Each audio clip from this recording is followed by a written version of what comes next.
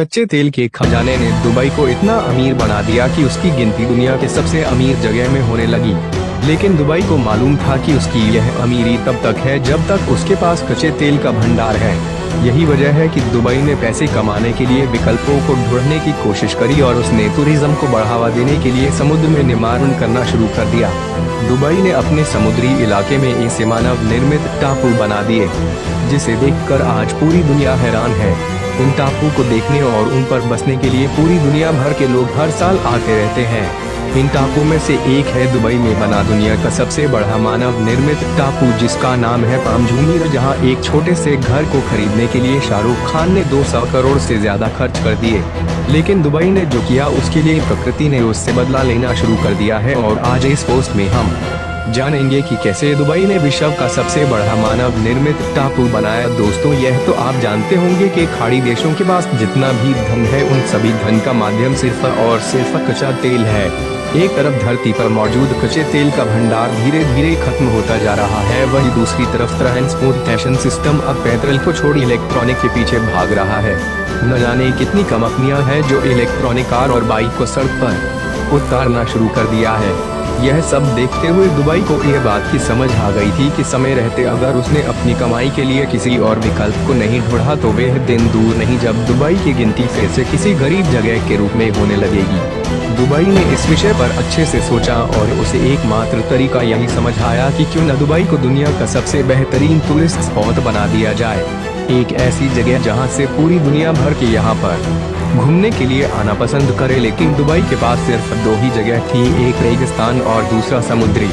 Dubai ने पूरी दुनिया से अलग सोचते हुए रेगिस्तान की जमीन को छोड़कर अपने समुद्री इलाकों का इस्तेमाल करने का सोचा और 1990 के दशक में ही समुद्र के ऊपर मानव निर्मित टापू बनाने की योजना बना ली।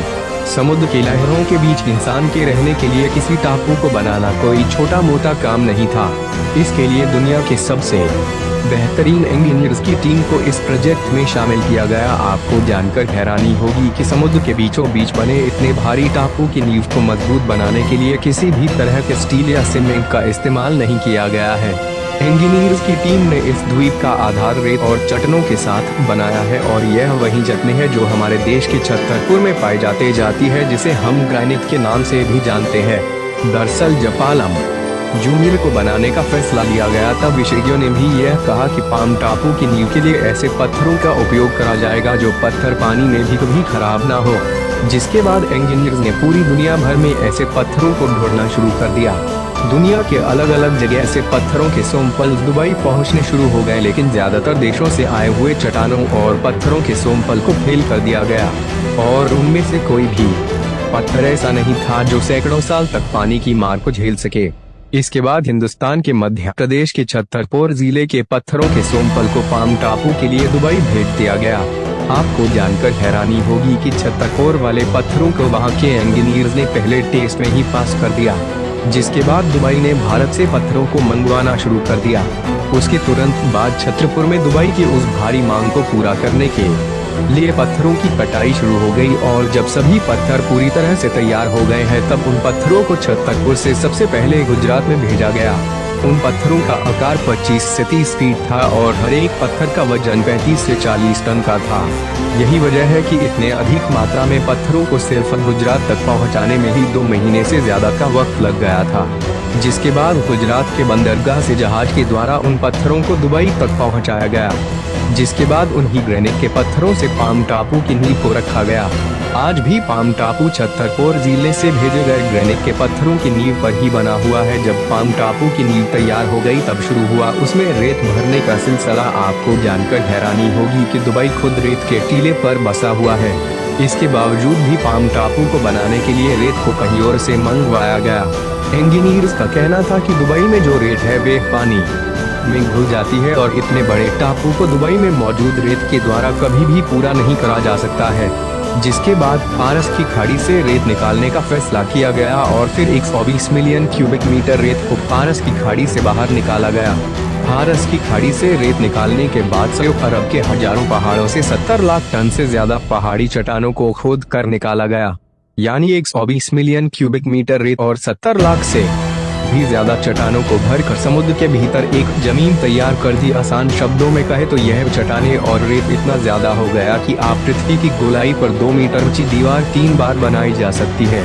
इंजीनियर बताते हैं कि जब इस द्वीप का निर्माण शुरू हुआ तो सबसे पहले 11 किलोमीटर लंबा इसका चांद जैसा बाहरी हिस्सा बनाया गया, ताकि अंदर का पाम टापू समुद्र की लहरों और तेज हवा को सहन कर सके। और जब टापू बनना शुरू हो गया तब इंजीनियर सैटेलाइट के द्वारा इसकी तस्वीरों को देखते थे कि टापू ठीक से बन रहा है या नहीं। वे सभी टापू पर लगातार सैटेलाइट के द्वारा नजर रखते थे, ताकि इस द्वीप के आगे वाले हिस्से का निर्माण सही से किया जा सके, क्योंकि अगर कोई भी गलती हो जाती है तो उस गलती को सुधारना बहुत ज्यादा मुश्किल हो सकता था। एक तरफ जहां ऊपर से सैटेलाइट के द्वारा नजर रखी जाती थी, वही समुद्र के अंदर सैकड़ों गोताखोरों की टीम लगातार नजर बनाए रखती थी कि द्वीप की जमीन कहीं से खिसक तो नहीं रही या कहीं से रेत फैल तो नहीं रहा। इस तरह से दुबई के अमीर लोगों ने जिस मानव निर्मित द्वीप का सपना साल 1990 में देखा था, साल 2001 में उस पर काम करना शुरू हो गया और देखते ही देखते 2004 आने तक इंजीनियर्स ने समुद्र के सीने पर एक नया घर कायम कर दिया था और उस पर प्लॉट बिकने भी शुरू हो गए थे। जिसके बाद उस मानव निर्मित द्वीप पर साल 2006 में बिल्डिंग बनाने का काम शुरू हुआ और साल 2007 में उस द्वीप पर पहला व्यक्ति आकर बस गया। अब तक उस द्वीप का 20 साल का समय बीत चुका है। वह द्वीप पूरी दुनिया के लिए किसी आश्चर्य से कम नहीं है, क्योंकि पूरी दुनिया में ऐसा मानव द्वीप कहीं पर भी नहीं है। यह द्वीप बिल्कुल पाम के पेड़ की तरह बनाया गया है। इस द्वीप की गजब की बनावट को देखने के लिए पर्यटकों को हेलीकॉप्टर का सहारा लेना पड़ता है और यही सब दुबई की कमाई का एक नया विकल्प बनता जा रहा है।